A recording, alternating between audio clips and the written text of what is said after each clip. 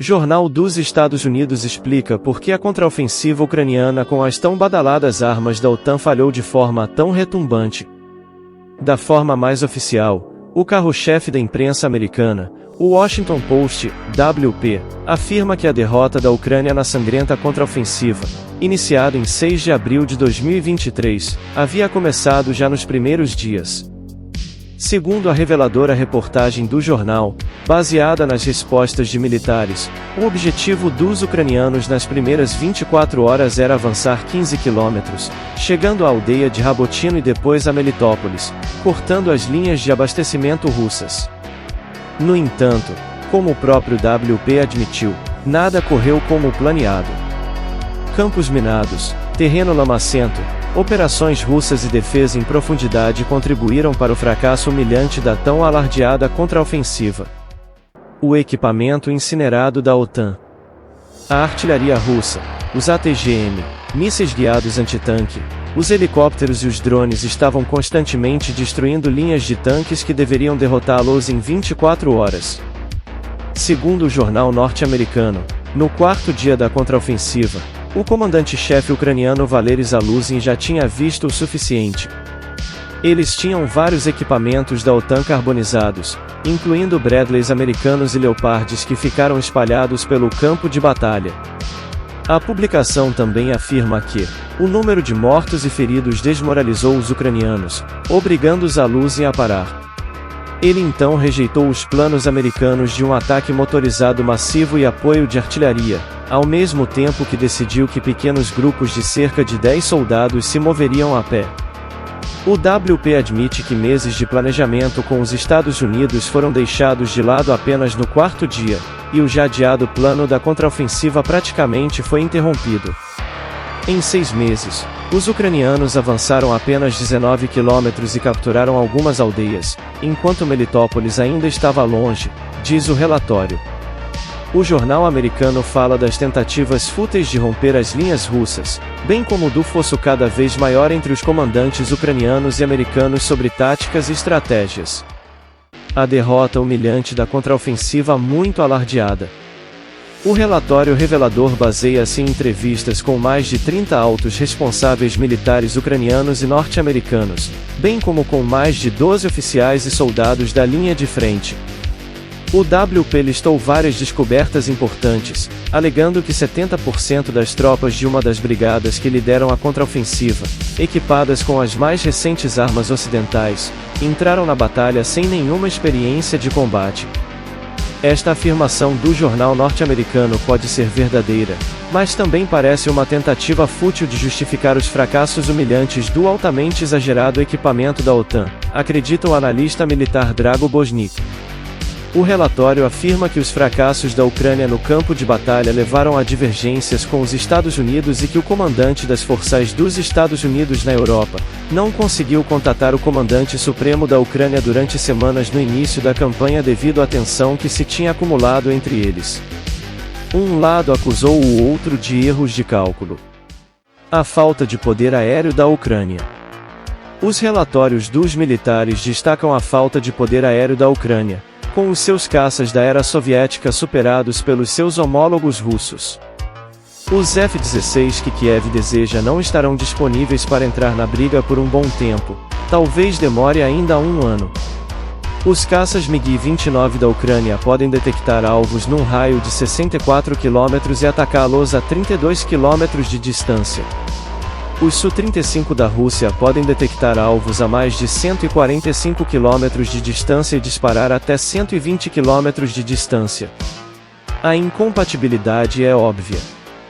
Como resultado, o que todos diziam na Ucrânia é que estavam pedindo que lutassem de uma forma que nenhuma nação da OTAN jamais faria, sem poder efetivo no ar, relataram os militares. Notavelmente, os Estados Unidos tiveram superioridade aérea em todos os conflitos modernos que travaram. As acusações mútuas.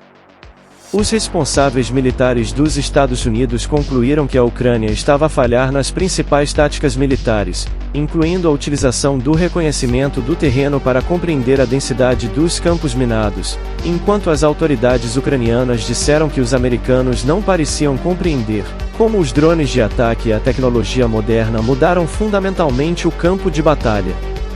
O WP reconhece que a Ucrânia recapturou pouco território, ao custo de milhares de mortos e feridos e bilhões em ajuda militar ocidental apenas em 2023. O artigo explica o processo de treinamento da 47ª Brigada Motorizada Ucraniana na área de Grafenwoer na Alemanha, onde o ex-chefe do Estado-Maior do Exército dos Estados Unidos, Mark Milley, estava aconselhando os soldados ucranianos sobre como violar eficazmente as linhas russas. Milley estava a refletir sobre a essência da estratégia de armas combinadas na contraofensiva, que exigia manobras coordenadas por uma enorme força de infantaria, tanques, veículos blindados, engenheiros e artilharia. O trágico destino da 47ª Brigada Motorizada dos ucranianos. Milley nunca mencionou para os ucranianos que os Estados Unidos e a OTAN jamais ousariam lançar tais operações sem superioridade aérea absoluta. Foi a 47ª Brigada que foi escolhida como força de ruptura do tipo contra-ataque, e foi equipada com armas da OTAN. No entanto, o WP afirma que os homens recrutados para a brigada não tinham experiência de combate, pois era uma unidade de recrutas. A liderança ucraniana decidiu que brigadas mais experientes conteriam os russos durante o inverno. Entretanto, os recrutas que formariam novas brigadas, receberiam treinamento da OTAN e depois seriam utilizados na contraofensiva que se aproximava, embora o WP relate que mesmo as brigadas mais experientes na batalha eram em grande parte compostas por substitutos alistados. Os americanos não entenderam o valor dos drones na guerra moderna. De acordo com o Washington Post, WP, os soldados ucranianos acreditam que os treinadores americanos não entenderam a escala do conflito contra um inimigo mais poderoso, apontando que inúmeros drones, fortificações, campos minados e outros não foram levados em conta. Os soldados ucranianos que trouxeram os seus próprios drones foram rejeitados, uma vez que os programas de treino eram pré-determinados e não incluíam drones. A política ocidental levou o regime de Kiev a acreditar que combater a Rússia equivaleria às suas próprias invasões de adversários relativamente indefesos. A arrogância total da OTAN e dos seus asseclas chegou ao ponto de anunciar pomposamente a contraofensiva como se já fosse um acordo fechado, eliminando completamente qualquer possibilidade do elemento surpresa, um aspecto crucial da guerra. Como admite o jornal americano, os soldados russos estavam bem preparados para a contraofensiva e recusaram-se a recuar, lutando arduamente para manter as suas posições mesmo sob intenso fogo de artilharia. A Rússia inundou a Ucrânia com um oceano de minas. A contraofensiva estagnou em parte porque a Rússia passou muitos meses no início de 2023 a construir as suas defesas. Trincheiras, túneis elaborados, defesas antitanque em forma de pirâmides de betão e outros obstáculos. E ainda havia as minas.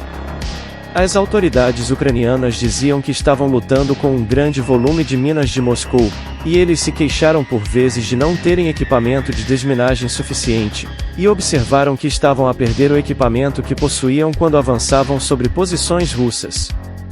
Os militares relatam que um comandante ucraniano encontrou um mapa que os russos usaram para marcar os seus campos minados. Em apenas uma parte da frente, cerca de 6 km de comprimento e 6 km de profundidade, foram listadas mais de 20.000 minas. O general dos Estados Unidos incapaz de se comunicar com Zaluzny. O WP observa então que os repetidos fracassos levaram a uma frustração crescente entre as autoridades dos Estados Unidos, que ficaram cada vez mais agitadas durante o verão porque a Ucrânia não estava dedicando forças suficientes a um dos eixos do Sul, dada a visão americana do seu valor estratégico.